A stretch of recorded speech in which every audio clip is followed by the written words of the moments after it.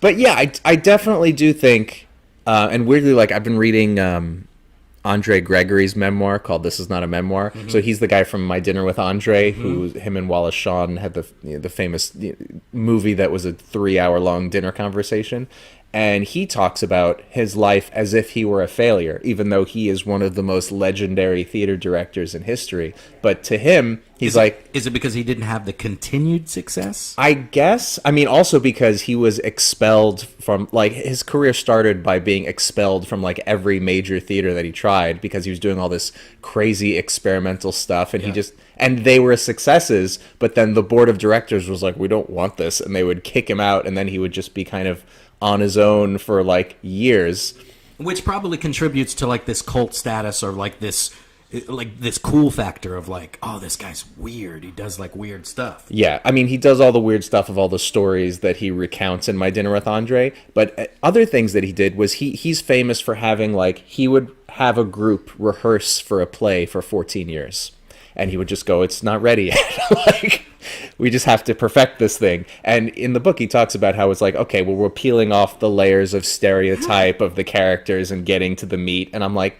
but how is this a business model of like, we're going to rehearse for 14 years? And the answer is that he had a rich aristocratic dad who was very distant and a terrible dad, but at the same time supported him his whole life and allowed this lifestyle to be a thing where he could rehearse Uncle Vanya and with Julianne Moore, and this amazing cast of actors, convinced all of them that they would never perform it. It was just for fun. They just rehearsed it for like 3 years, like on the daily. And then eventually they invited like 2 or 3 friends to go see it. And then because people couldn't get into this secret Uncle Vanya show, it became this huge hit. But he never intended to put it on because he didn't have to. That's so great.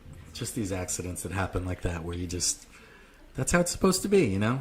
He wasn't supposed to be a huge success, maybe. Yeah. My Dinner with Andre was a big failure, apparently, until Siskel and Ebert. Like, at first, nobody saw it, nobody cared, and then Siskel and Ebert, like, made it their, like, best movie of the year, and then everybody wanted to see it, and it was just, like, these little hinges of, like, this one thing happened, and then your life changes is... That's so wild. A lot of the stories in our realm, I feel like. And it's like of a time where I don't know if it could happen like that again. Because, like, is there somebody out there that could put you out like Siskel and Ebert could back in that day, movie-related stuff? Yeah, other than, like, America's Got Talent or something. Yeah. Like one of these game shows. Yeah. Man. Do you listen to the Rewatchables? I've heard of it. Rewatchables is The Ringer, Bill Simmons' podcast network. Yeah, and they, cult movies, they just basically do a podcast talking about that. And, they were just talking about, what was the one they just had? It was they were talking about Friday. Mm. And some of one of the categories that they have is, I think it's alternate casting couch or something like that, where it's like the other people that were offered certain roles. Mm-hmm. And like they were talking about Friday and all the other people that were offered Chris Tucker's role. Because Chris, the producer, one of the head of the studio didn't like Chris Tucker, didn't think he was funny. Uh-huh. So like had this list of other people that he thought should have been in, and like Chris Rock was in there, and like anybody famous that was black at the time, like they were on that list.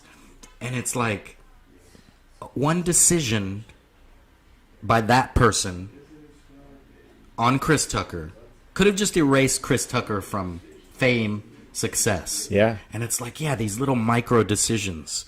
The butterfly effect of those decisions can like just wipe out your whole of what you expect your life to be. And I would imagine that's where he is, of like, man, I had this plan for my life to continue creating things like this and put my work out there.